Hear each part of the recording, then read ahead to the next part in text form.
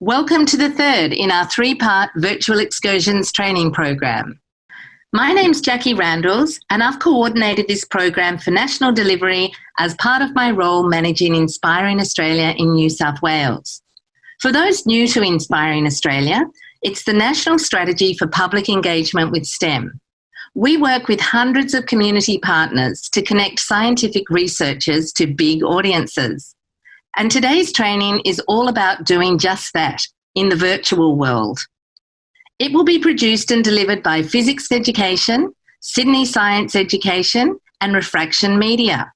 And I'd like to acknowledge support from the New South Wales Office of the Chief Scientist and Engineer and Inspiring Australia's state programs in New South Wales, the ACT, Queensland, Western Australia and South Australia.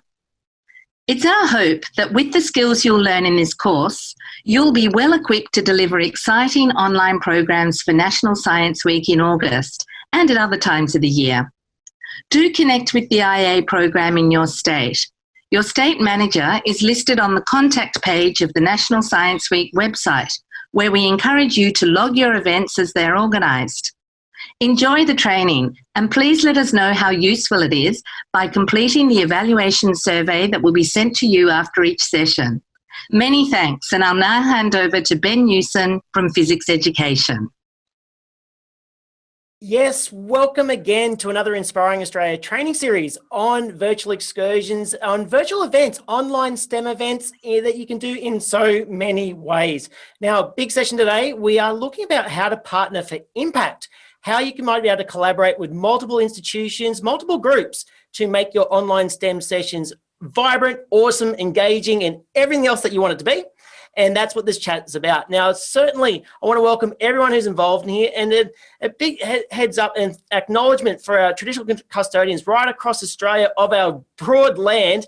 I want to acknowledge our elders, our past, our present, and emerging. Thank you very much for coming along. Welcome, welcome, and very much really look forward to running this session with you guys. Now, we do have a lot of people here. We do have Karen Player from Sydney Science Education today. We do also have Jan Zanitas from the Centre for Interactive Learning and Collaboration. We have Mike Bartlett from the Sydney Olympic Park Authority. We also have Tori Tasker from the Australian Museum. And we also have the Fizzics Education moderation team, Jacqueline Cow and Stephanie Ruiz. We have a lot of people involved, but today it is all about learning about partnerships and also what people have done in the past and how we can all learn together as we go into this future. So I might throw this to Karen Player, who will be able to describe Virtual Excursions Australia, its history, and also how it works coming into the future. Excellent. Thank you so much, Ben. So I've been joining you all for the sessions over the last couple of weeks with my Sydney Science Education hat on. But now I'd like to talk to you more specifically about Virtual Excursions Australia. So a lot of the emails and follow-up information you've been receiving has come from Virtual Excursions Australia. And it's a collaborative network of content providers that was founded by Ben, myself, and Stephen Bancroft from RVR Media when we were actually at a video conferencing conference up in Queensland in 2012. We really felt that it was time to actually have a network of content providers that we could share exactly like we've been doing over the last few weeks, our tips and tricks, our fails, our successes, and how we can develop those partnerships. So it's a perfect opportunity for us to use that Virtual Excursions Australia platform to continue the conversation and continue the sharing of knowledge, and especially looking at those networks and partnerships. So Virtual Excursions Australia is a national network, and what we were doing was having regular meetings to share information. What are we doing? What's worked well for you? You know, one organisation may have tried a particular technology, it didn't work. Another organisation can say, oh, well, with this tweak or this change, we had a lot of success with that. So it was a really great opportunity to share information across both government organisations, non-government organisations, regional, city. So all of the boundaries that we're often finding in the physical constraints disappeared when we were able to create these conversations. One of the other things that we did was looking at events, how we can use our different organisational skill set, but combine it together to promote larger events. So some of the really successful ones we ran was a program called ClickFest, which was during November, and it was an opportunity for any content provider to just give a session a go. And a lot of the sessions we would do for free or reduced prices. And what was great about it, we could promote the banner of ClickFest, and any of the content providers could put sessions underneath that. So it was a really great tool for marketing that we're able to use one big event, but lots of organisations were able to deliver content within it. And the advantage of that, it wasn't themed. So a lot of the other events we would look at is SciFest that we ran during the whole of August, celebrating National Science Week and science in itself. Single day events like World Environment Day, Threatened Species Day. I think we did Pirate Day. We've done Slime Day, which was a suggestion from Ben. And hey, who doesn't love slime? We were able to have a session where one of the scientists from the Australian Museum showed kids how to make post-it notes with leopard slugs, because they were all nice and sticky in paper. So, you know, you never know what your organisation might come up with given a forum that you might not have expected. Other events, Earth Science Week, lots of programs for NAIDOC Week. We also did things I'm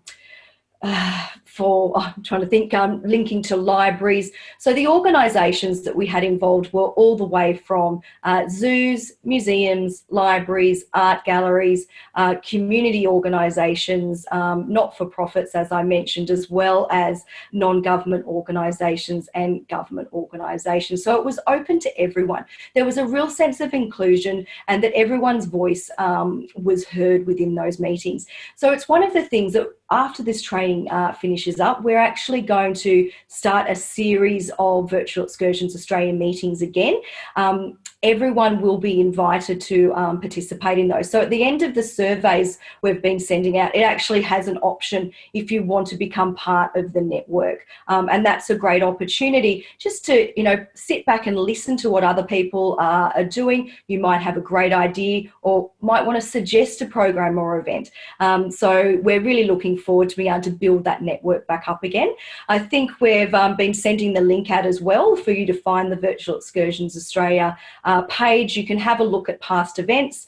There's also videos available to look at as well, and a list of all of the current subscribers. So the content providers on the page are paid subscribers, but the network itself is a free opportunity to get involved. So you don't need to be a subscriber on the website to be involved in the network. And so that's a really great way to follow up with everything you've been learning over the last few weeks and really continue those learning opportunities with the rest of the team. So Ben, I think you've got a great example of what this can look like, these collaborations. So I think I'll throw to you and you can add your awesome experience. No worries. I thought you were going to say my 2 cents worth, but seriously, can I just say that what happened at Virtual Excursions Australia was really fun. At one point, we were up to nearly 30 or 40 museums all over Australia doing all sorts of stuff, and not just in science, in every single key learning area, history, art, maths, all music, the lot. There was heaps of people. I do want to quickly share you a very brief video, and people who have consumed physics programs before know that we tend to not show as much video. We tend to do a lot of live, but it does actually help because this was filmed during oh gosh, this was nearly 8 years ago, something like that. In fact, Mike Bartlett, who you'll get to meet soon from Sydney Olympic Park Authority, was a strong collaborator with this. Karen Player was involved as one of this. It's all about a science club. But it didn't just involve just us presenting. It was about multiple sites. And to be honest, it's far easier just to share what this was about through a video. And let's get on into it. Oh, play.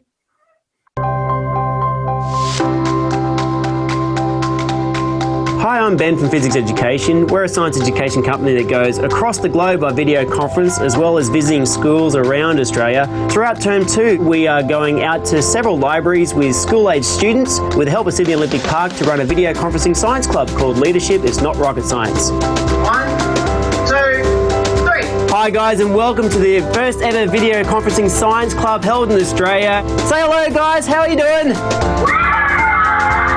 Yep, can see you're somewhat excited. Okay, so throughout this whole term, we are going to be doing science experiments. My name is Mike, and you'll see me from week to week.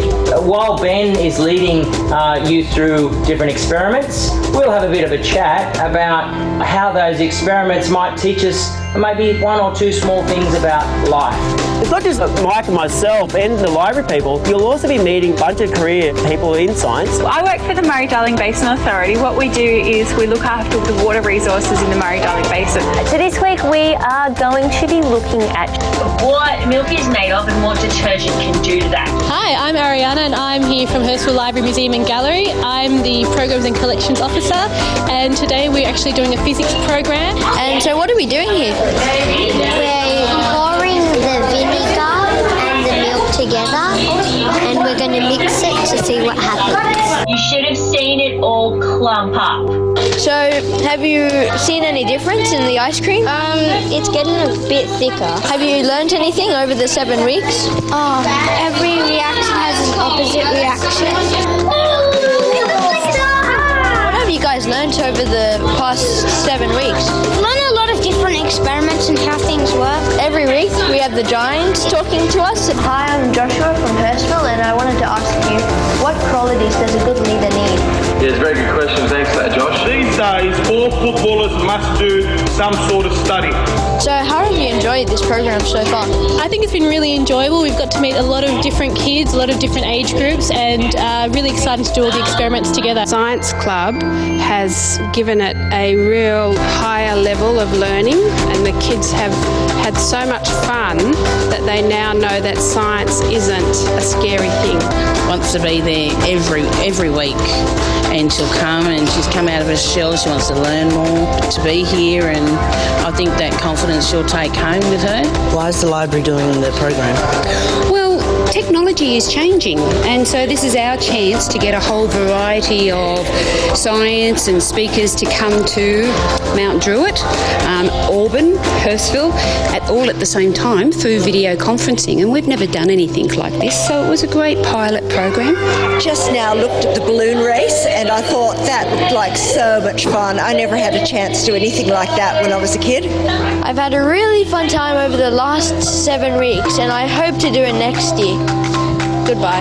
So, thanks for coming along to the journey of the first ever Leadership is Built on Science. If you want to know a bit more, please get in touch with Fizzics Education. You might be around the corner as a library, a school or a museum.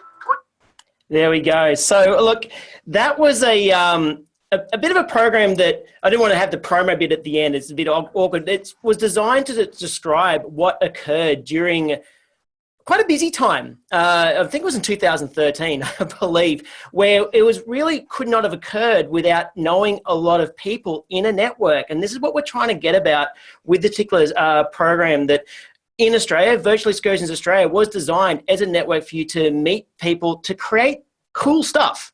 And that's what we definitely want to describe. Now, our guest who's coming up next, Jen Zanitas, very much knows about what this is like right across the US, and I have been lucky enough to be involved through a group in there. But rather than me speaking for her, I think Jen knows a lot more than this, because she's the one who's been heavily involved in this right from the start. So Jen Zanitas, please introduce yourself. Thanks, Ben. So the video that Ben just showed you was right around the same time that I left Sydney after living there for 2 years. So, hey everybody, we're going to switch accents now, and we're going to switch topics, really. So Virtual Excursions Australia, I used to go to their meetings in Sydney, but then I got a job offer back in the States to run another organization that was very similar in nature to VEA, called the CILC, the Center for Interactive Learning and Collaboration. I've just popped the URL into the chat box for you to check it out. We've been around for over 25 years as a nonprofit organization in the US. We connect museums, science centers, art galleries, authors, artists, zoos, aquariums with classrooms. And we're talking K through 12. We have about 200 content providers, so a little more developed than VEA because we've been doing it so long. And This year, we've had some really exciting developments. In the past, we've always connected from the museum or whatever to the classroom and the school with kids, right? So let me just bring up my slides, and I'm going to tell you the story of how we've used partnering to take it to the next level. So here we go. Now, let's see if I can make sure to share my sound. Yep. Ben, are you seeing my slides? They're coming up right now. Perfect. So I'm not going to go into presentation mode because it just throws me off because I can't see anything else if I do that. So I'm just going to go with this. So this is the story of what happened with us during the last 9 weeks. So we have a group at CILC called Pinnacle Education Collaborative, which is a group of our most champion content providers out of that 200 mix or so. And we had a meeting in March when everybody was hearing the news about schools being closed. And we said, hey, you know, what are we going to do about this? And about 20 of our content providers raised their hands and said, we can do something about this. And right then, starting on March 23rd, we launched something called the Community of Learning. So this has run for 8 weeks. We've had 200 total programs for the years K through 6. They're live and interactive via the Zoom webinar, just like we're using right now. So chat and polls and all kinds of good stuff to make it interactive. In total, we've reached 25,000 students, parents, and teachers. And these have not been just fun, but they've been core curricular lessons that have been delivered. 90% of the programs were placed on our YouTube channel, and that's something that you can check out as well. Jackie, I don't have the URL for that, but I think you can find it under CILC Collaborations. So when we talk about programs and I say, hey, they're interactive and we use Zoom webinar, I thought it would be cool to just show you guys an example of a program. So this is one of my buddies, a guy named Ben Newsom. Here we go. All right, so Jan and I really are friends. That's why I'm talking to her a lot. All right, so I'm going to pour it into a bottle. No, I'm not exploding the bottle. That's for a different day. But I am going to explode something else. So here's the deal. When liquid nitrogen boils, it changes from a liquid to a gas, like all boiling substances do, and it gets over 600 times bigger. You know how depending on the temperature and the ambient pressure, but it gets. The idea is that you need flexible abilities with this sort of thing. Now this is where we get towards the end of the program, and you're going to see Ben answering some questions from all the students that are on there. We usually have between 50 to 150 sites connected, multiple students in one family sometimes. It is 5:24 in the morning, and I'm aware of the time that I started. I can show some more experiments, but it's always nice to ask questions. So I really wanted to, I've been asking you questions. Let's do the question thing. Let's see. So we've got, can you tell us about liquid nitrogen ice cream works? We make liquid nitrogen ice cream. Okay, so you guys get the drift of how these programs are. You're not seeing all the chat that's going on the side, but I'm telling you, these kids had some great questions. So other components of the community of learning, we had a moderator from CILC moderate every program, which really helped with, you know, watching those chat questions, helping people with technology issues, etc. We set it up so the kids could make comments and ask questions of the presenter. However, we didn't let them chat back and forth to each other. We found, you know, that was really distracting. So we cut that off from the get-go. There were games, polls, hands-on activities, movement, singing activities. And most importantly, we made these free to the participants. And our content providers received minimal compensation through both a grant and donations from the parents once they got hooked. So outcomes, after the 8 weeks, we've fielded a survey for the last few days. It's not closed yet, but 90% of the respondents want to continue participation through the summer with free programs. And interestingly, 60% of the respondents would be open to participation in the coming school year for a fee. Our daily evaluations, which went out after every program, 95% of our responses indicated that the parent or teacher would recommend the program to others. And then we also did a follow-up interview with some of the kids, some of the teachers, and some of the parents. Now, that's a 4-minute video. Do I have time to run that? Question to Fizzics. If you'd like, and just while you're watching the video, guys, throw some stuff into questions and questions part, because we're not just dealing with the schools there. There's also a lot of work done with the senior community and juvenile justice centres and lots of other places that you might want to ask Jen about. So yeah, go ahead, Jen. Thanks. Okay, now it's not working. Oh, I have to be in presentation mode to do that. Hold on one second.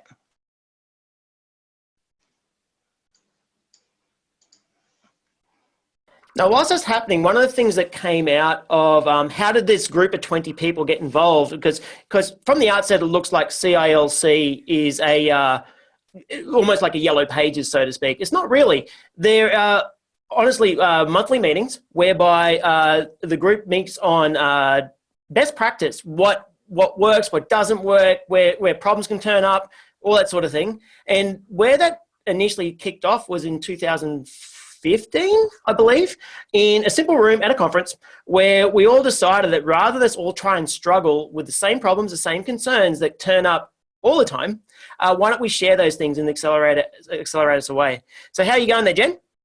Ready to go. Go for it. So, CILC places great value on its content providers, nearly 200 of the very best cultural organizations from around the world. Representing museums, science centers, art galleries, zoos, aquariums, musicians, authors, and more, many play important roles in collecting and preserving histories and cultures and in helping to advance critical scientific research and innovation. As an organization, CILC serves as a clearinghouse for learners at every age to participate in live, interactive programs from these amazing content providers. This past March 2020 will be remembered. As a world pandemic shuttered our doors. Sheltered in place, all students became and families quickly found that they were sharing in the role of teacher. Help was needed.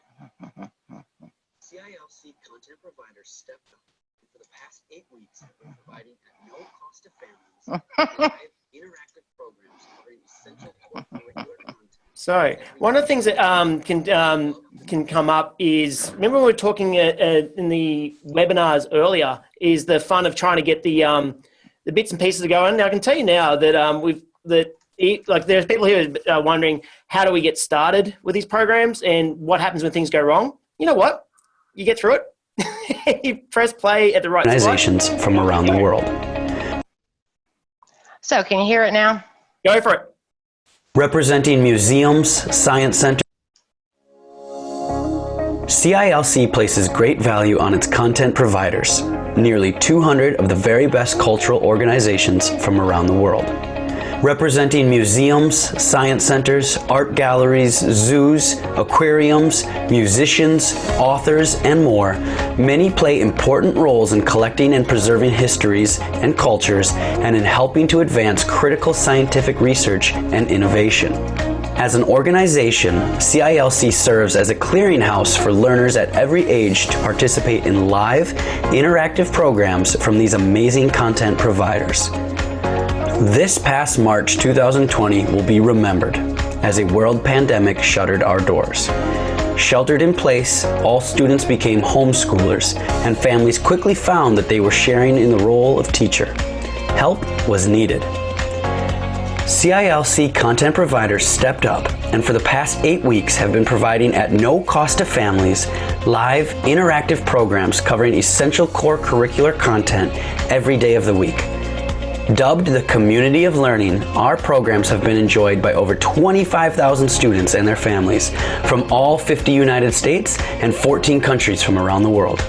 Here's what a few of our students and parents had to say. The person who did the spy school one, it kind of sounded like they were a spy almost. They were like saying it in like first person, and that was really fun. One of my favorite presenters was Ben from physics because he was motivational and he just seemed nice. The one where I learned about Abraham Lincoln. We learned about his assassination and how it happened, and we learned about the theater itself too. This way is very fun and I like how you can actually ask questions and get them answered, unlike a book. I really liked how many options there were and how many there were, like every day.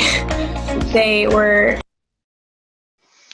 Okay, I'm going to stop it there because I'm running out of time. So I have time for any questions. I think my last slide has my email address, but I'll also put it into the chat window. So if you want to ask me some more questions, you can do it there. Other panelists, do you see any more questions for me? Yep, Jan, you've got quite a few, about 3 or 4 questions, if that's all right. Yep. There's one question from Jackie, not me, a different Jackie. Hi, Jan. Who funds this fantastic network you run, and is it resourced with staff, production, and marketing budget and studios, etc.? Actually, we don't have the studios. The museums and science centers have their own studios. We're more of the clearinghouse where the schools and families go to find the programs. And we're like a Match.com where we connect them to each other for their live interactive virtual programs. And Wayne asks, when the sessions run, do you do a briefing session with the group about the background and instructions, etc., and then reconvene half an hour later after the group has done the tasks so they can show you what they've done or built, or do you stay online with them while they do the activity? Most of the hands-on activities are done during the program. So in our regular pre-COVID world, we would our content providers often shift materials to the students. But now everybody's in their homes, and we're doing good if we can make sure that they have their pencils and scissors and paper that they need in order to do the hands-on activity.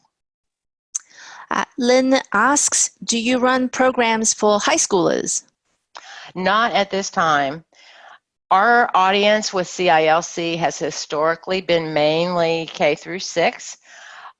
It's hard to schedule when schools have such rigid bell schedules for middle school and high school, but that could change in the new future. Yella asks, any tips on how to create these partnerships?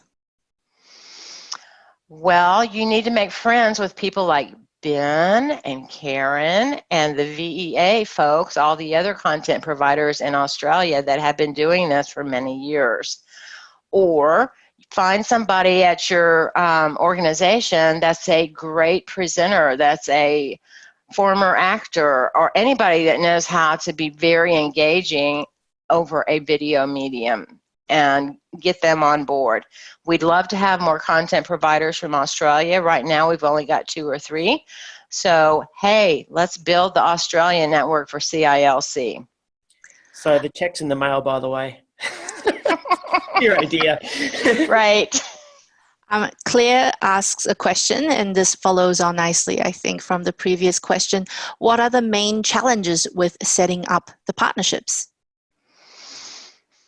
Well, everybody needs a paycheck. So the main challenge is funding. You know, finding the grant money or the donations or what have you to give the content providers some kind of income The first 4 weeks of our community of learning, nobody got any paychecks. They did it out of the goodness of their heart. The last 4 weeks, we had a combination of a donation campaign, which was mainly parents, and a grant that we won for $5,000, and then they got paid for their work. So going into the new school year, that's still to be determined.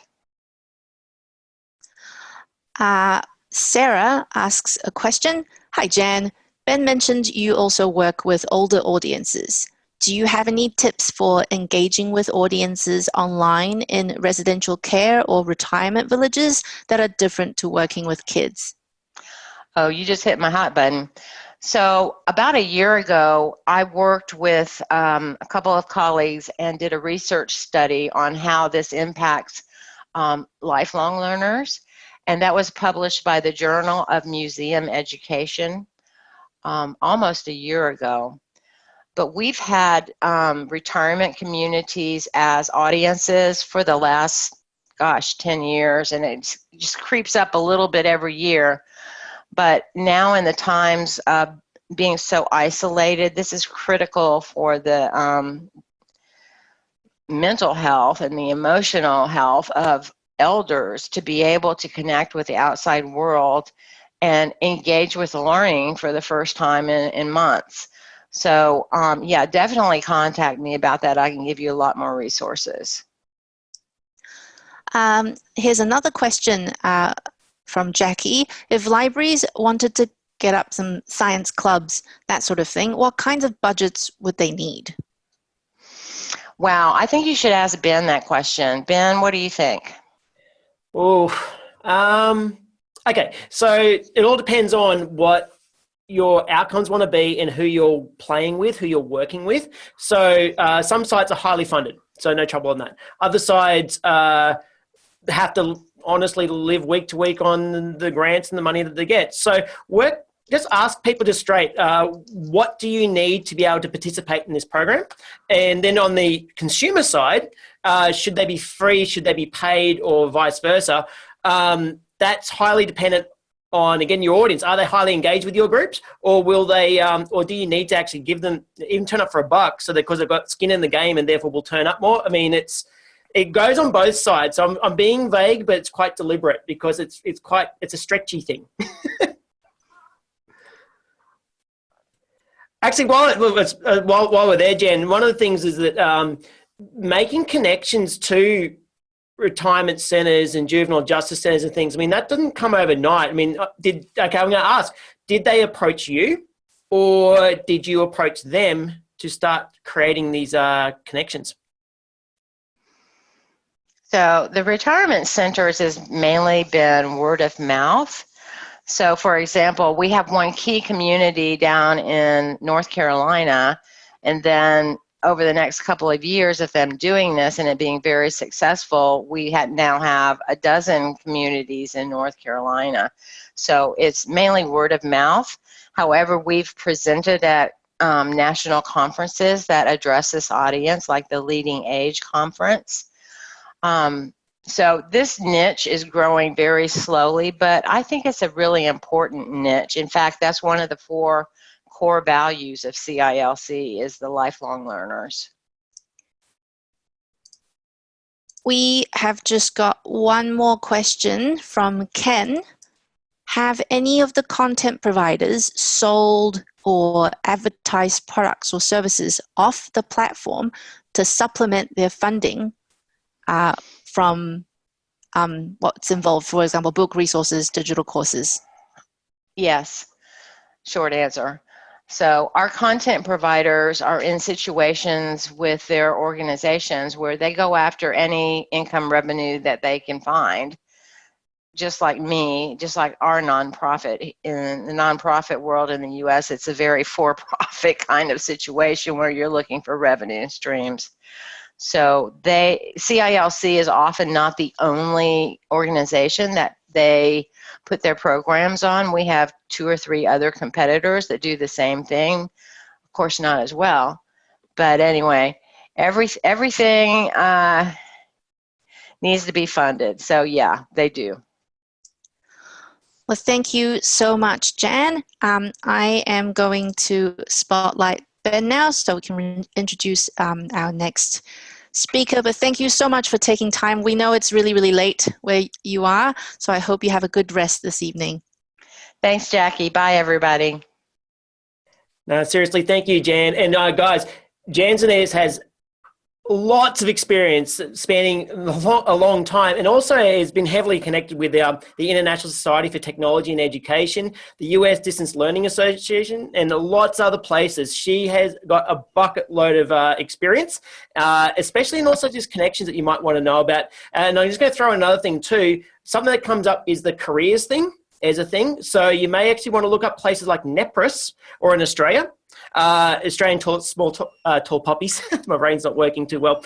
There are places where you can look at doing career, finding people who want to talk from careers outside of your organizations to then make some interesting collaborations. Now, here's the thing. Heather Catchpole has worked a lot in collaborations in this world, and more importantly, worked on the strategy for this. So this is what this section's about next. Heather, take it away.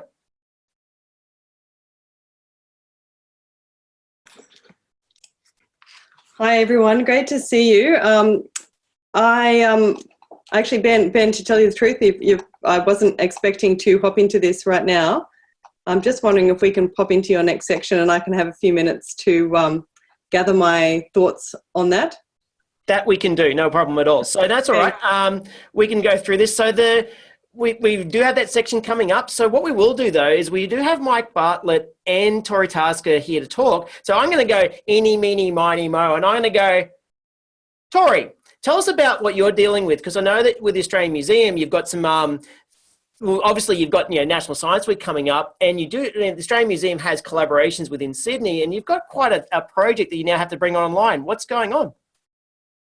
Hi Ben, hi everyone, thanks for having me. My name's Tori, I'm a very new producer at the Australian Museum. I've been here for 2 months. I started work from home, which is great. But yeah, we are building our current National Science Week program with a very special partnership. The AM at the moment is going through a really big renovation, and we really wanted to continue this celebration of science in National Science Week. So we partnered with the Royal Botanic Garden in Sydney, right down the road from us, because we felt there were some really, really great synergies there, not only geographically, of course, but with our topics, with our content.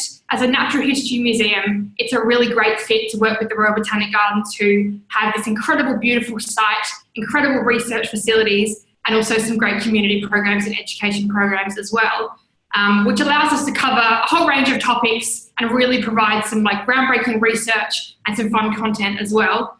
But this partnership allows us to do so much more, especially digitally. This whole program, our Sydney Science Trail, is the name of our National Science Week program, to start on the 15th of August.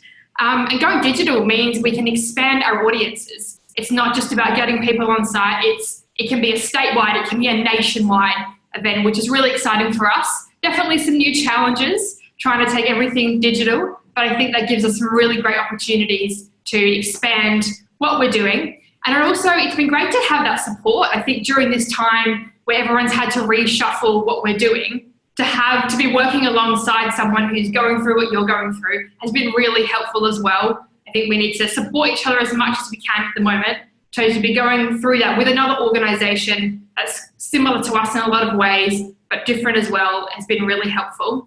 I think we've all experienced that there's so much online at the moment, which is fantastic. It's amazing to see what parents and teachers and students have access to with the technology these days. But it's allowing us to create something unique as well. It's kind of bringing two big organisational brains together to think, what can we offer that's unique? So we're really excited about what we're going to be able to achieve. We've just put out an expression of interest. So if you are based in New South Wales, check on our website. I think there's going to be a link pop up below at some point. But we've got a little bit of funding thanks to Inspiring Australia, so thank you for that, to help us create some really interesting online content. And we thought this year that we wouldn't just do a week, we've actually decided to extend our program for a month, so that everyone has the 4 weeks to kind of have a look online, play around with what is going to be a brand new website, and as well experience what we can put online. That's fantastic. So I'm sorry, interviewing you like it's a podcast, but here we go. I'm just going to ask a question to you. Knowing that that's the case, I mean, are you finding this like, I'm going to put simple vernacular here, is it like pulling teeth, or has it all been easy to work with each other so far? Like, how are you going with this? Oh, it's a good thing Christian's not here. I'm kidding, absolutely kidding. No, it's been really great actually. I just come from a different job where I had quite a different role, so it's great to work with everyone and get everyone's input. No, it's been really good, and I'm not just saying that for the camera. It has been really good, and we've been really grateful for the partners that we're getting on board as well. We haven't got anything through the door yet, so I'm not going to spoil it for you, but we're really grateful to the partners that are coming on board. Everyone's really keen to contribute to this space and work together to bring everyone's expertise and face some of the challenges together. We've got a question for you, Tori. Yeah. Russell asks, Tori, can you fill us in on the Australia Museum timing? Timing is a really key thing at the moment, especially with the turnaround, and August is not that far away. It's definitely getting that filming done is really key for us at the moment. And it's just setting those timelines and being really realistic. It would be great for us to say, oh, you know, we don't have limits of 50 people in a room. We can have a chat with 300 people. Let's add lots of content and make it massive. But, you know, we all have to do the filming at some point. And what we're focusing on that quality over having 200 different videos. We want to really nail that down to be something special. So in terms of the expression of interest, if you are interested in that, it's out at the moment and it closes on the 1st of June. We're hoping to have all of our content sorted by early July, so it is quite a quick turnaround, so that we can get that to our web developers by mid-July and all up on live on the 15th of August. Awesome. We also have a question from Lynn. Are you planning on running National Science Week for a month now? We are going to be doing our National Science Week celebration, but we're just going to keep our program up online for a month. Just so it's got a bit of extra time for people to, if they see a link on Facebook or a link on Instagram, you know, maybe on that Sunday, it's then up for another 3 weeks. So we just felt if we're everyone putting lots of time and effort into this content, we want to have it up for a little bit longer. Awesome. Thank you for that, Tori. If you guys have any more questions for Tori, feel free to put them up on the Q&A. We will be here at the end of the session to answer any more questions that you can think of right now. Back to you, Ben. No worries. Now, this is the thing. All of us here not just coming to grips with how we're going to present our own stuff, and I mean, honestly, there's a lot of us involved.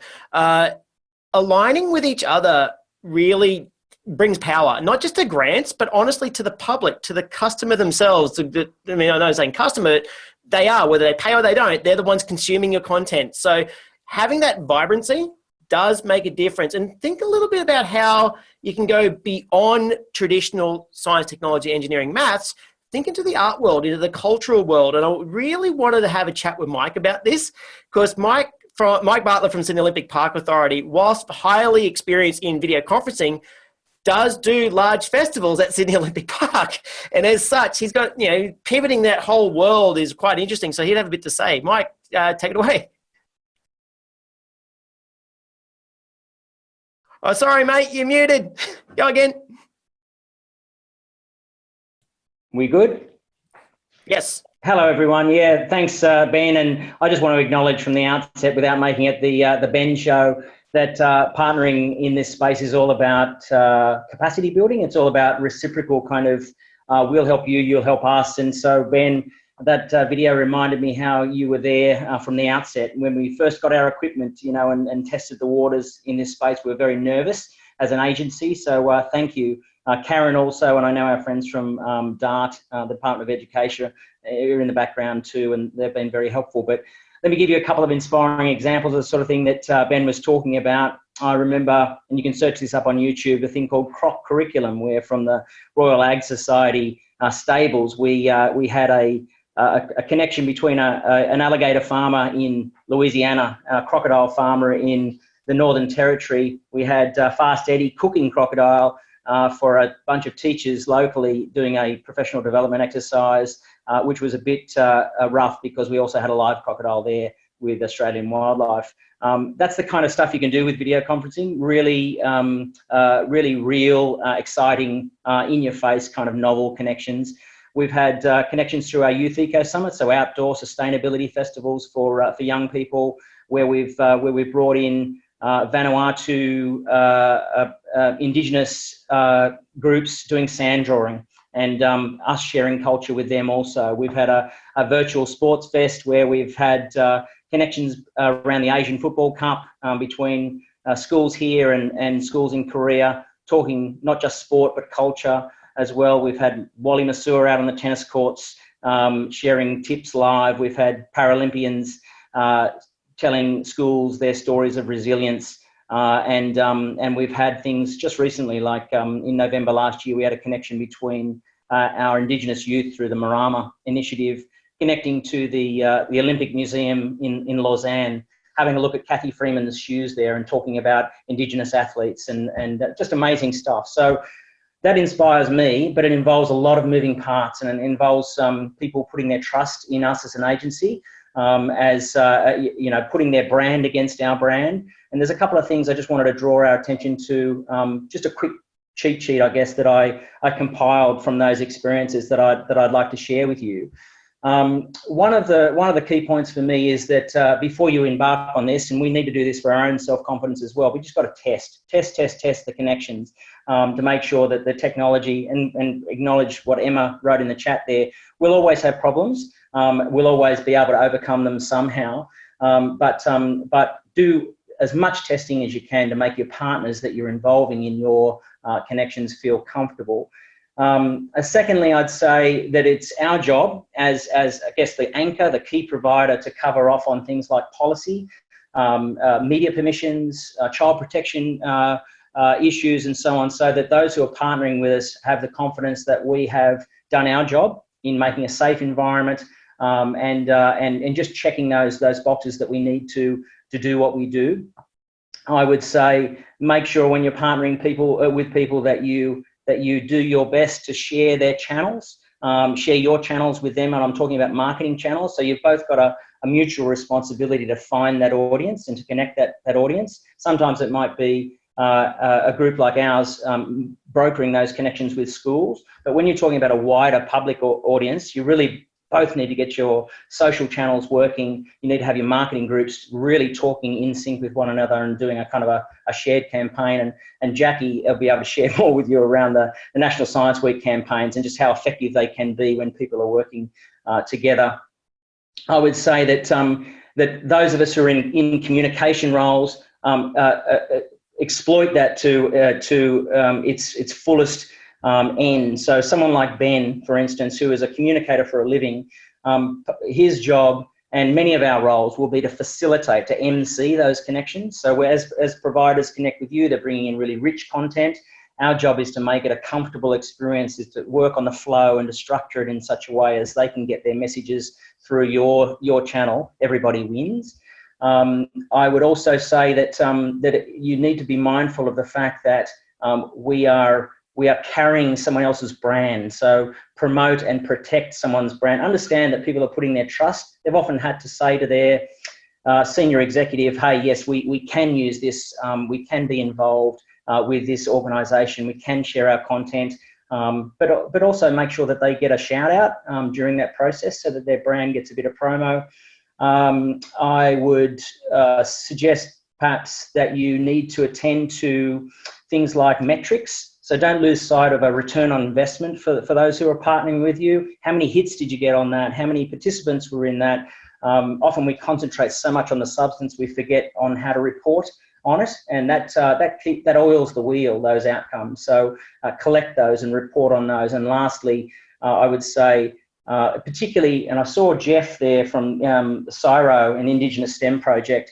I'd love to talk to you at some stage, Jeff, but when you're dealing with things like Indigenous content, sacred content, you need to be very mindful of how you treat and value and share intellectual property, cultural property. So that's something just to be mindful of, where it goes, who it's going to, how you're treating it, how you value it in terms of payment and things like that. So, yep, that's my little spiel. I just wrote that on a tissue, and they're the top of mind things for me. So thanks for having me, and it's wonderful to be learning with you all. Mike, we've got a question from Jasmine, if you don't mind answering it for us.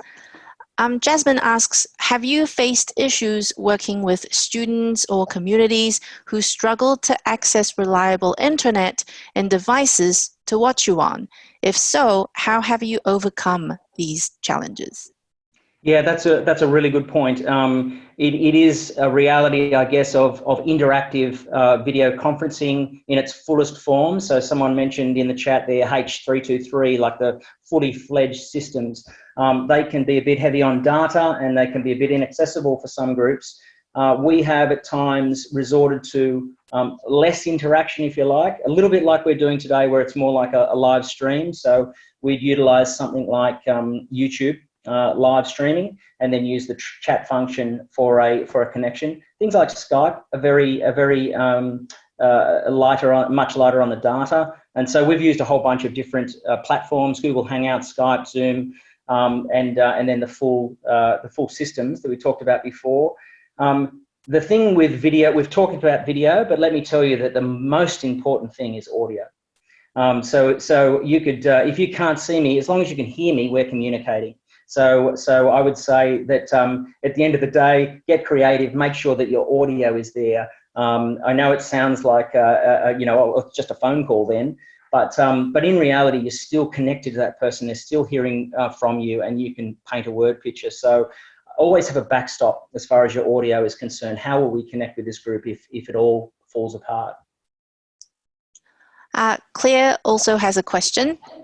Can you talk through an example where a partnership was shaky or didn't get off to a good start? How did you get it back on track? Oh, wow, that's a really good question. And because we're on tape, I'll need to give you a pretty diplomatic answer. But let me tell you how partnerships can get off track. And that's where you have differing expectations as to what you're doing. So it's extremely important that you storyboard what you're doing before you get into the room. So you both understand what the aims are. In a curriculum-based sense, that's a lot easier because you've got that framework to fall on. When you're dealing with, well, let's just say players of a sport, to put it out there, as we often do at the park, you need to be mindful of their understandings of the audience and what's appropriate and so on. So I would say that that largely our role of facilitation of these kind of connections happens before the main game, happens before the connection itself, so that we say, what are our key messages? What are we really trying to achieve here? And what's going to make you happy to be involved? And what are we wanting from it? What does our audience expect? So the key is about communication. If things go off track from a participant behaviour perspective, pull the plug. You know, don't be afraid. Like if things are going south, it's much better than, oh, we've got technical difficulties. There's a bit of static. Sorry, we'll catch up with you next time. Yeah, Karen's got something to add there. Excellent. Thank you so much, Mike. And I certainly do. The experience that you've brought to the table today is absolutely brilliant, and you've developed some amazing programs over the years.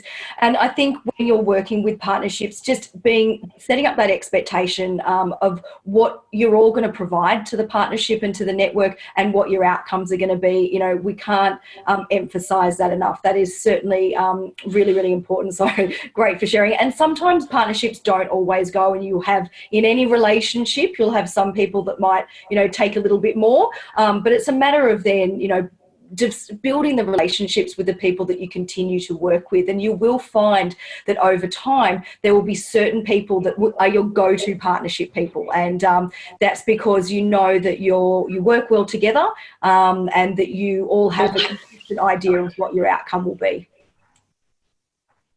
Thanks. Did you want to add anything there, Ben?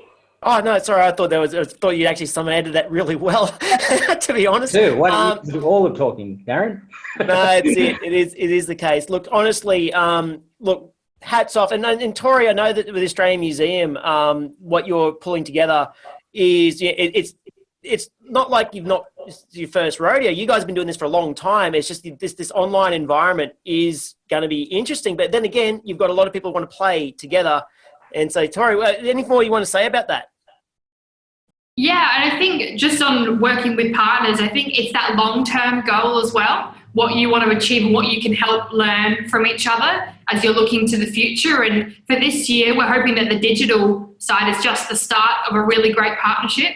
We're hoping next year we're going to have the bar raised even higher to have things on-site and digital and connecting that experience all together. But it's that long-term relationship as well is really important, and figuring out, yes, as you guys have all just said really well, that you've got the same kind of overarching goal and understanding what you can all bring to the table and what you want to get out of it. Now, one thing I want to throw out there, and this is total hats off to the Inspiring Australia state programs, they're your friends. They're the people you should be reaching out to, because they're the ones that know lots of people doing lots of cool things. They can break down silos. That's what they're there for. Now, I thought I'd actually go head off to Refraction Media with Heather Catchpole. Heather, as I was saying before, I mean, strategy, then collaborations are one thing, but then there's strategy, and strategy can look like lots of different things. I mean, what are your thoughts around, what works, what doesn't, and what's in between? Yeah, thanks, Ben. Look, I think one of the most important things is always to think about your shared goals. And one of the things we've seen from all of the examples here is just how much bigger you can become when you do develop those shared goals. So our company, Refraction Media, we're quite small, but we work with a lot of different organisations. We work with the cooperative research centres. We've worked with Google, and Google has a whole partner summit that they work with. And the emphasis there is on the fact that you can kind of be bigger than you want to be when you collaborate. And we've seen some amazing examples, just seeing the chat go down there of the way that people have worked together and developed. This is an amazing opportunity for us all to work together. And I know some of our future sessions are going to be on developing those communities of practice, actually getting some practical help on building those. So I think what comes out of this is going to be something which is quite remarkable as well. But what you need to do is you need to establish those shared goals. You need to establish your timeline, roles and responsibilities, and develop that basic strategy document. Like anytime you're doing a collaboration, it's almost like you're starting a mini business. Everybody needs to understand what their role is, what's coming next, what they're trying to achieve together. And I think Mike had some wonderful points about that return on investment as well. Keep in mind that you're different types of organisations working together. You will have commercial organisations working with non-profits. You will have larger companies who aren't necessarily interested in the branding component. What they want is, possibly a platform of an independent platform where they can kind of share that information. So one of the things that we've always done really well is working with a lot of different people to provide a platform of that shared information where it's not branded any particular person or any particular organisation. It's about that impact, and it's about thinking about your audience. They're not necessarily going to want to see 20 banners up behind you saying, this is absolutely everyone who's been part of this collaboration. What they want is they want the great content, the great performance, the great stuff that you're giving them. They will know and love you. Trust that they will know and love who you are and what you've done without necessarily having to stick your logo onto it as well. Yeah, the logo things it can be challenging. It works when you have about 4 or 5 places. After that, it gets a bit wild. And I know we all love a logo. We do. But eventually, it has to be unified together because that's what these things are about. One thing I did notice in the chat there was about governance. Jackie Randall's put in there as governance is key. And that's 100% I could see. Things could go a bit shaky potentially if we don't know who's in charge of what and where and how. I mean, what's your thoughts? Should that be if someone deals with the money and someone deals with the time frames, or is it all done by one person and disseminated out? How do you see this work from a structure point of view that works best anyway? Yeah, I think again, Ben, it's about having the right people in place and and understanding that, having that trust. I think Jackie also mentioned having trust in the people that you're working with, but having the right people in place. So, if you begin the partnership with the CEO, they're going to put their events person in place. That events person is going to need to be kept into the loop. Maybe their marketing communications person needs to be kept into the loop. But it's about having those roles and structures built into place, and also understanding that, some people have different ways to do things, and they might have different systems in place. So we had a wonderful collaboration earlier this year, just right before COVID struck. So we're really happy to be able to run a physical event at Te Papa Museum in Wellington. Amazing place. They have a great reach into their community. What we had in common there was we both wanted to talk about diversity in computer science education, talk about the different possibilities there, talk about connecting culture with digital education. They had a great program running. We were able to talk about the careers. So we were able to develop something that for the students who were visiting was far beyond what we might have done in the first place.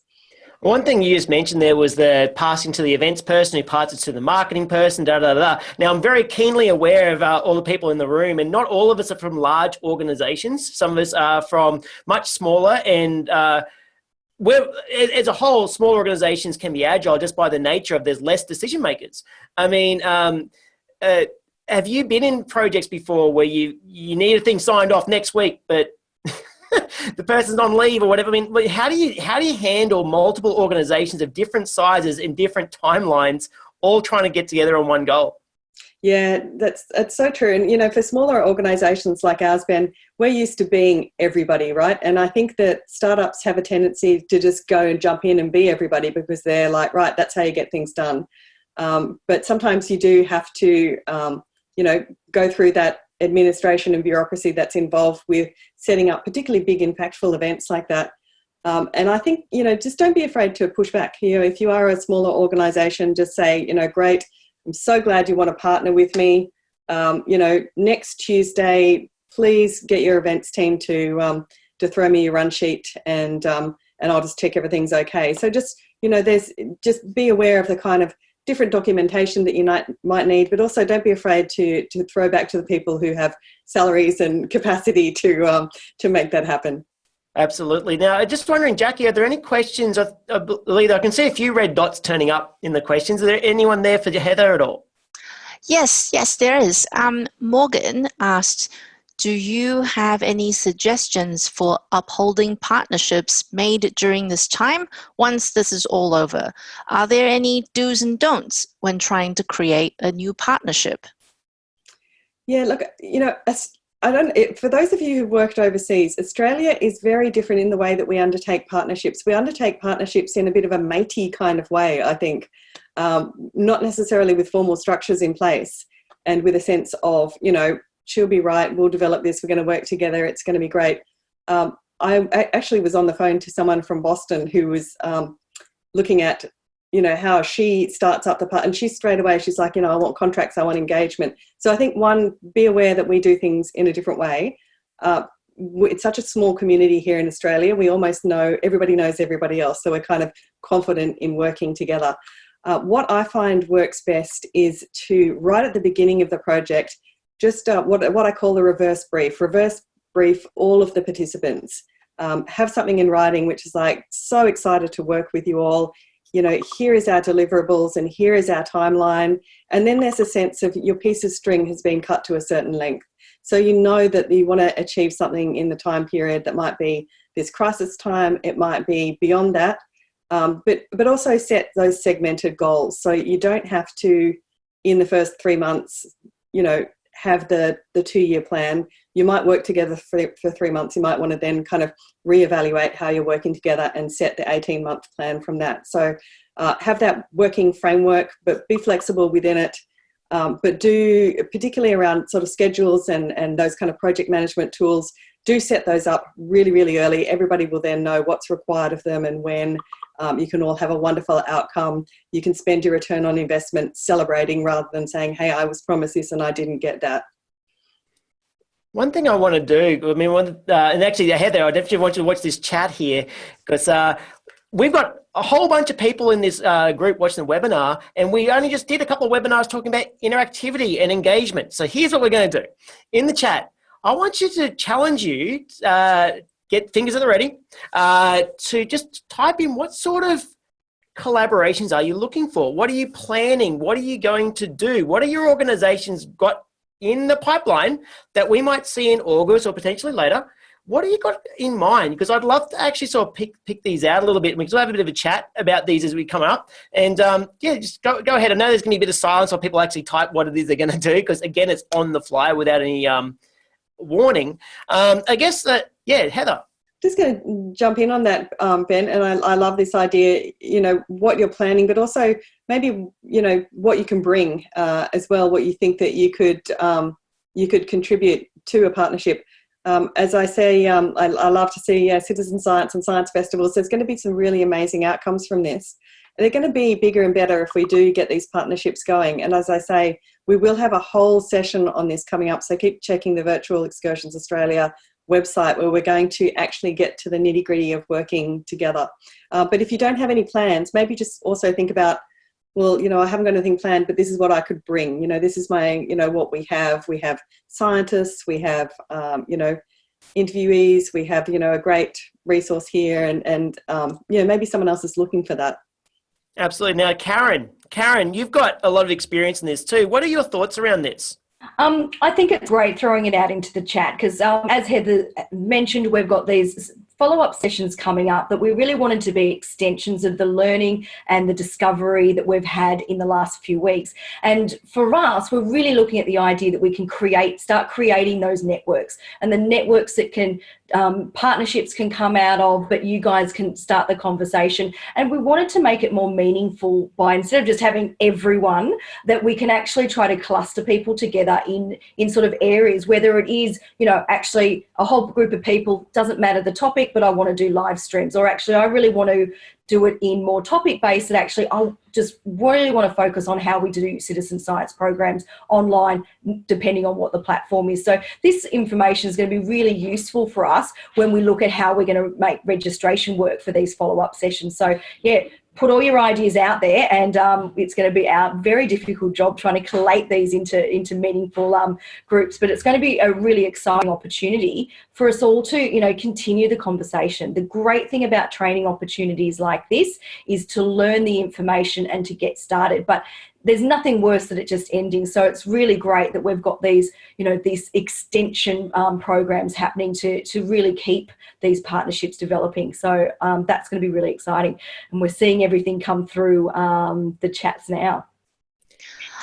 Karen, we have actually, while you were letting us know about that just now, created a poll so that people could vote, and we can see what proportion of our participants are interested in. Would you like me to launch that now? That would be excellent. And again, another great way that we've got our back channel that we're discussing about this as well. And now we've got our moderators have been able to create it. So poll away, everyone. So this poll is a multiple choice poll, which means you can actually select multiple items before hitting submit. If you can't see the poll question pop up on your screen, that's probably because you have joined us today from a web browser instead of using the Zoom app. I must say, because it's like watching an equalizer move, and I can see it's actually like a horse race. I can see the one that might win getting close. We got another 50 people to answer. Can you read out the options? So I can read here. I can see festivals. I can see community forums. I can see Sydney's citizen science programs. I can see small live interactive programs and live streaming events. So repeating: festivals, community forums, citizen science programs, small live interactive programs, live streaming events. And I might even see. I wonder if I can do this. I haven't done that. No, I can't. I was hoping I could actually highlight the poll. I've never tried that before. Do a copy and paste and dump into the chat. Turns out you can't. And panelists can't vote, so I've got Mike and myself are itching to vote for our selections as well, and we're unable to. But we'll just have to add that into the chat. And if there's something that's not on the poll that you do really feel would be a great networking opportunity or a partnership building opportunity, throw it in the chat, and it can really help form our decisions of how the next sessions look. Can I just add, I mean, I'm sort of harkening back to the video you guys had to sit through from my end a little while ago. You'll notice that almost surprising diverse people could be involved in a unified science club. Really think about, do you really just need to be pure science, or could poets add to your program, as per what Sam Illingworth talked about recently from UWA. How can we interact with publications, or what is it that you could do that's outside the norm? Honestly, this could be the year that you try something that you wouldn't normally try, because I think people are more forgiving. Karen, go ahead. I certainly, from my experience at the museum, had lots of great opportunities working with authors that would come in and use our facilities. A lot of them were sort of on natural history. One of my favourites was Elisa Darlinson's book called Puggle's Problem. If you don't know, a puggle is a baby echidna or a platypus. And so we were able to have taxidermy platypus and taxidermy echidnas, unfortunately not live ones, in the space while she was reading her story. So we're able to create that next level engagement by having the real but not alive animals with us. So there's some really lovely things to think outside the square. We've done a lot of art workshops over the years as well when I was at the museum. So just because it may not be exactly what you would usually do, it doesn't mean it won't work. So yeah, developing some partnerships with people that you aren't expecting can really come out with some amazingly creative and engaging programs. Absolutely. It's a bit of fun. Honestly, eventually it should be fun. I know this is our job. This is what we're trying to do. But this can be a digital playground, at least for a little while. It's something interesting to create. And I just kind of want to, I'm going to just throw this into the chat. I'm not throwing it. You might throw it, whoever's going to type. Who's thinking of, this is a STEM organization, but who's thinking of going broadly, involving artists, cultural organizations, galleries? I saw a whole bunch of stuff there, but it was just curious to see from the putting the A into it a little bit, the arts and things. I'm just curious. And maybe it might be appropriate for your organization. It might be. Oh, look at that. So Jordan Bailey says we have got 3 artists lined up for year of Plant Health. That's fantastic. And in a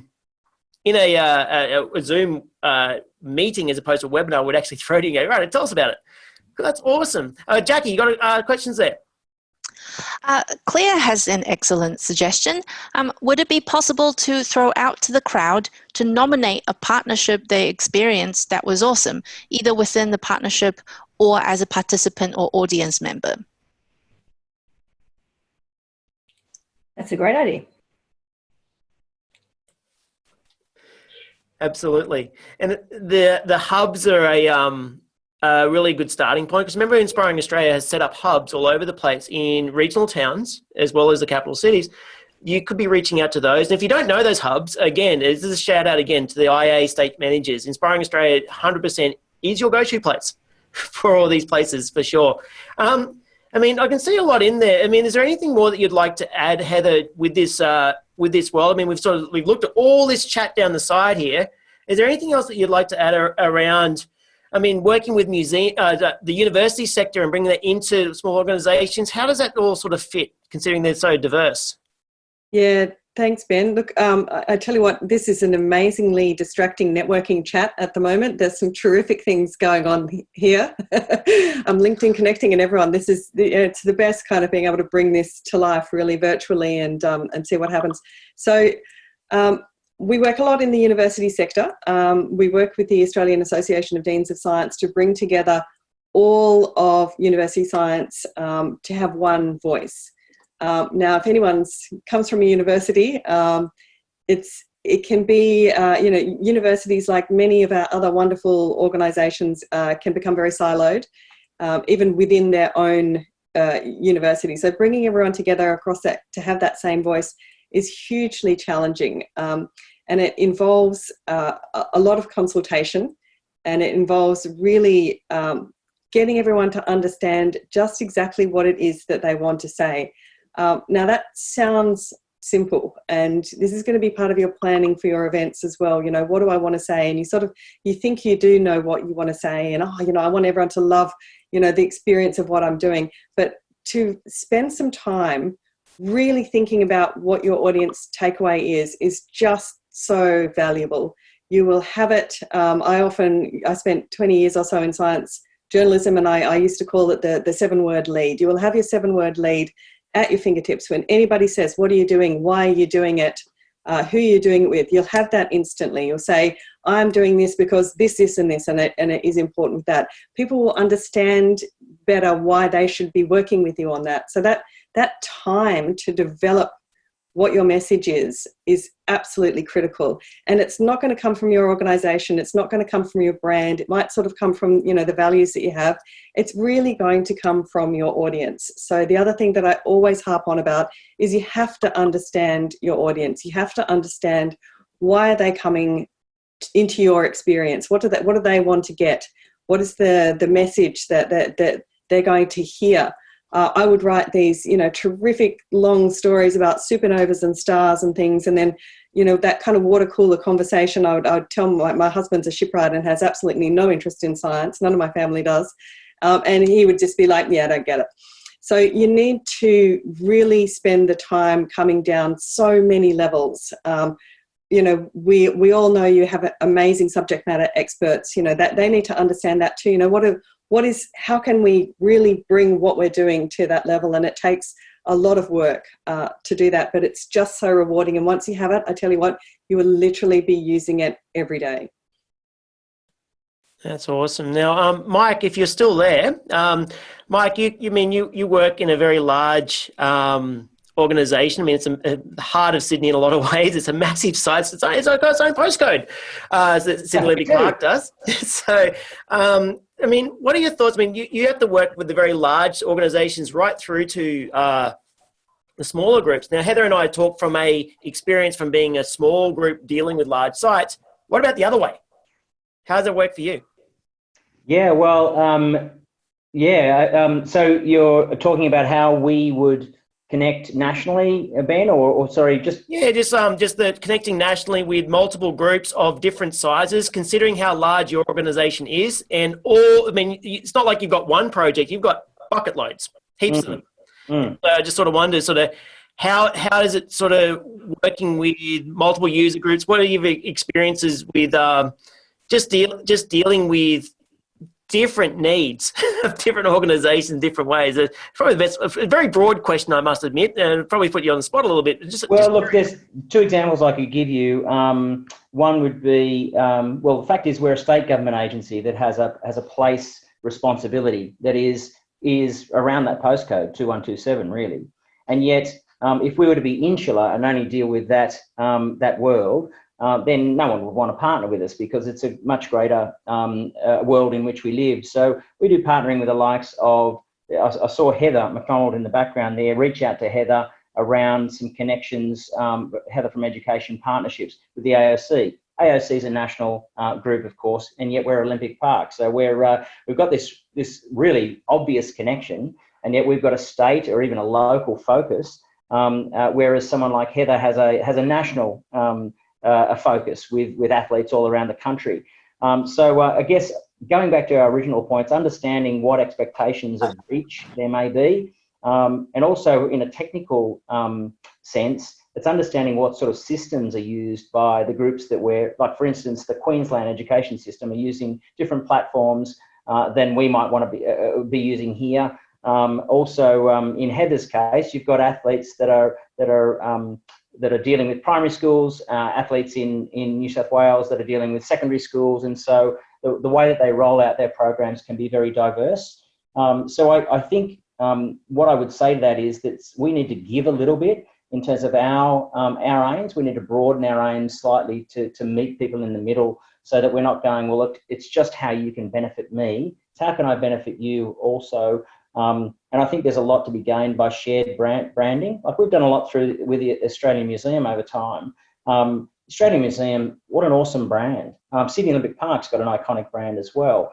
And so it's about sharing that brand, being a little bit open with your brand as well to benefit others. I'm not sure that that's answered your question, Ben, but yeah, there's just some reflections. You did answer my question. Karen's got something to add.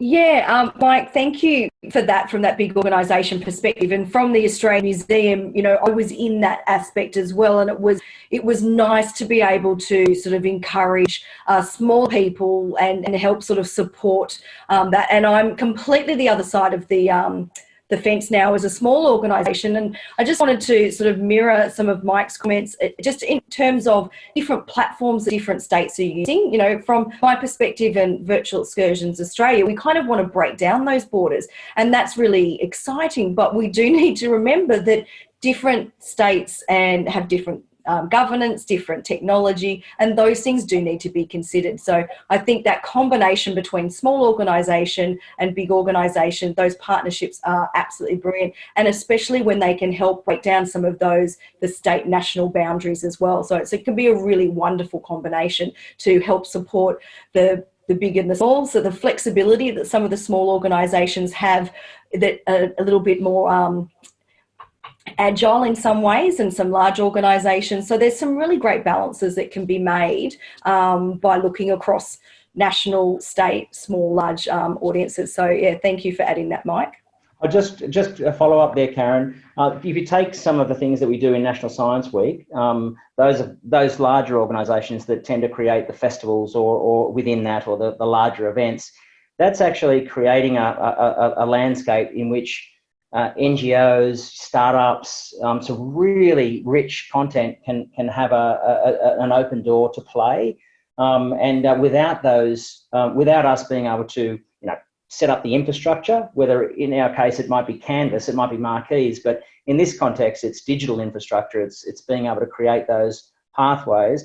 Without us kind of helping, we would lose out on so much rich content. So I think I'm getting a bit more towards what you were saying there, Ben, but some of the smaller organisations have amazing stuff to offer, and so we just need to, create an open door, provide a platform, provide the data in some cases, provide a video conferencing room which is available for people to use at Sydney Olympic Park if they want. So, yeah.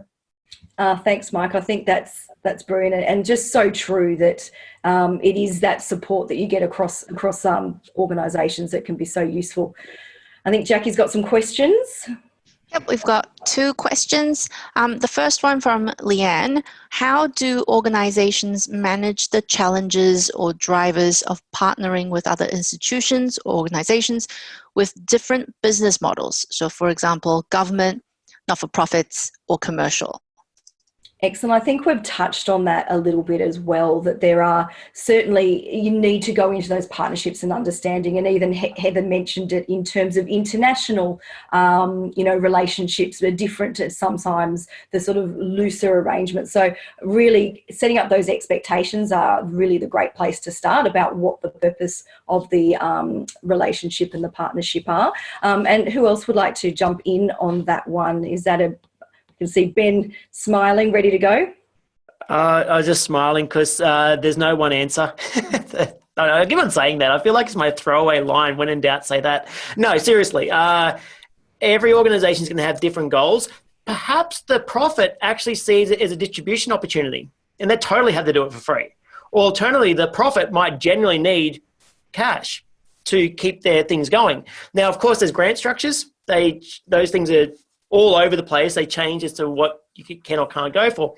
Just as long as you know how you're all going to stitch together, and that you're actually all going to give as much value as you can with the dollars that you have, that's probably the best way to go. I might throw to Heather actually on this, because I think it might be potentially the same. I'm not too sure. I just think it's really funny, Ben, that we're working this out while we're busy working on grants together as well. Yes, this is true. So look, one thing that I wanted to say, because I can see that there's a lot of questions around this. So, one, you will get some resources after that will include a video I'm going to scroll through this wonderful chat and pick out all of these great projects that you've all been mentioning. So we'll have a list of those inspiring ideas as well. But I did just really want to push people to come to the follow-up meetings where we're actually going to have meeting rooms so that we can hear from you, you can talk, you can ask, you can really start to get those connections happening, because I can see already that people are getting speakers and events and finding those kind of connections. So do go back to the Virtual Excursions Australia website and join one of the upcoming meetings as well. And we've also got another session like this, Ben, I think next week with a whole bunch of different speakers as well. So is there anything that people could look forward to if they have some time next Tuesday as well? 100%. Yeah, so it does say it's like, rebooted, same program, different day. However, as those people have been in these sessions before, the Q&A changes depending on what comes up. Therefore, the sessions are effectively different every time. And yes, there are different speakers, but there are 3 other sessions coming. And so there will be if you missed the Web Conferencing 101 Essentials program or best ways to engage audiences, and this is all going to be pushed together into one session, then the second one after that, and these dates will be sent out soon to you. But the second one after that is honestly creating those breakout rooms to create true collaboration for real, rather than just one chat line, to create some really interest and impact. And the third one will be quite a bit of fun too. But here's the thing: I've saw a few questions here about how do I save the chat. Okay, it's going to be different depending on what device you're on. But if you're on a desktop, scroll, copy, paste the whole thing before you leave this meeting. It's in public forum, so if you put your email out there, we're assuming that it's okay to be shared. So it isn't a public thing. So, but we won't be publicly putting this into the website of Virtual Excursions Australia, in case you're wondering. But right now, we're all in a shared private space, and so get that chat, and then you can connect really, really widely from there. Is there anything to add, Karen, that you'd like to about those upcoming 3 bonus sessions at all? Absolutely. So it's going to be a really fun opportunity. One, if you want to either get a bit of a refresh and didn't want to sit through the full webinars again. And we're going to be setting up, we're still working out the technology behind it, some practice sessions. So if you are really starting out and you want to practice your presenting skills, we're going to have little time slots where you can do a bit of a 5-minute presentation and have a couple of members of our team just having a discussion and giving you some feedback. So that will be one of the last sessions coming up. And as we mentioned, we'll apply hopefully we'll have it all sorted out in the next few hours actually, and we'll be able to get that out to everyone. So good if you know someone that missed out and wants to sort of have a little bit of a summary session, a great opportunity that we'll use the poll and the information in the chat to create. We don't know whether it's 3 or 4, half a dozen separate network rooms that we'll be able to use, and an opportunity to have a bit of a practice session. So three separate dates coming up, and really to create that extension of learning of what we've covered over the last couple of weeks already. Absolutely. And Jackie Randall's, I'll go to you soon, Jackie, soon. Jackie did actually, Randall's from Inspiring Australia, does want to just let you know that this entire series, this webinar series, was so you could all work together, collaborate. This is the time to do this. This is a great forum to do it. And if for some reason that you may not be able to talk in the interim, Virtual Excursions Australia exists and has existed for many years to do exactly that too. So that's definitely the case. Hey, Jackie, Cal, we had another question come through. Yes, and this one is for Karen, if that's all right. Paul asked earlier in the session, and this one's about hardware. VEA says you need to have a H323 video conferencing equipment. With the changes over the last few months, is there more chance to be involved as a content provider without this equipment? Absolutely. So Virtual Excursions Australia doesn't necessarily require any particular hardware or software. A lot of the original network, we were doing things through schools, and they were using H323 video conferencing hardware.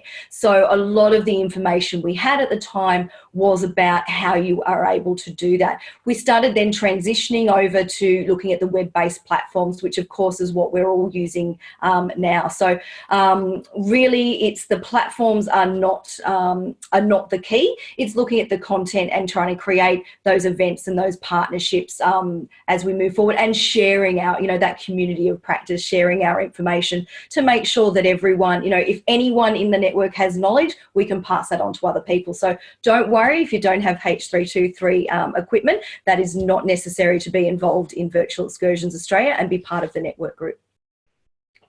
Thanks.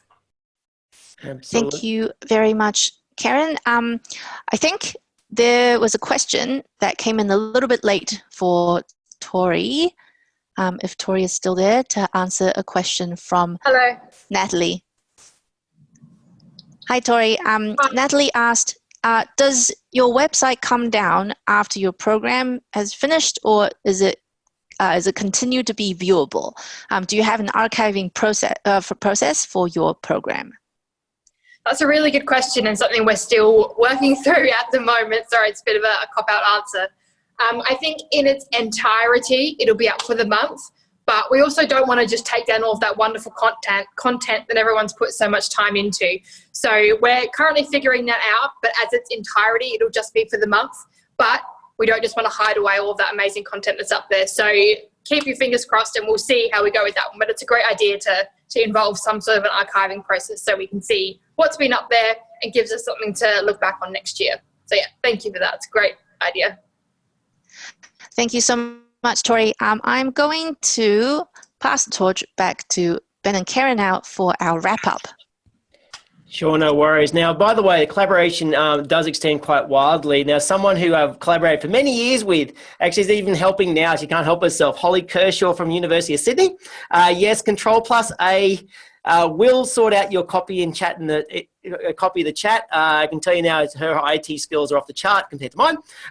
So do that if you've not done the control of the chat. But look, thank you very much for attending this session. And again, this will be coming up next week on the 26th, I believe, off the top of my head, and at 1 o'clock Eastern Standard Time in Australia. And we will have different panelists, but I'm really looking forward to it. Karen, is there anything you want to add before we close up? Thanks, Ben. Just again, what a great opportunity it has been to hear all of your thoughts and really start that journey together of partnering and networking. So really great to thank everyone for joining us today. Everyone was able to provide a unique perspective, and I think it's exciting to create this giant network. And thanks to Inspiring Australia again for helping it get started, and looking forward to our session next week. Much appreciated. So finally, thank you again to Mike Bartlett from Sydney Olympic Park Authority. Thank you very much to Tori Tasker from the Australian Museum. Thank you to Heather Catchpole from Refraction Media. Thank you to Karen Player from Sydney Science Education. To the wonderful team of Fizzics Education, thank you for supporting us again for the moderation, Jackie Cow and Stephanie Ruiz. Much appreciated. And look, we really look forward again to catch you again. I'm Ben Newsom, and I feel like I'm signing off for a night show. But anyway, thank you. All the best. Thank you for joining us for the Virtual Excursions training, supported by Inspiring Australia. You can find more information and top tips on the Virtual Excursions Australia website.